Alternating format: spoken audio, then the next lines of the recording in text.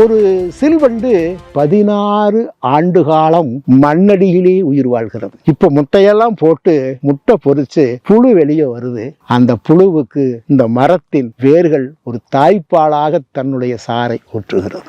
எப்போதும் தாவரங்களுக்கும் பூச்சிகளுக்கும் இருக்கிற உறவு என்பது ஒரு அம்மா பிள்ளை உறவாகத்தான் நான் பார்க்கிறேன். நாம் எல்லாம் தாவரங்களுக்கு பூச்சிகள் எதிரிகள் என்றுதான் புரிந்திருக்கிறோம். ஆனாலும் சில்வண்டுகளின் புழுக்கு சாப்பிடுவதற்கு தன்னுடைய வேரில் இருந்த சாறை ஒரு தாய்ப்பால் போல ஊற்றுகிறது. அதை குடித்துவிட்டு அந்த சில்வண்டுகள் 16 ஆண்டு காலம் இந்த பூமியில் இருக்கும்.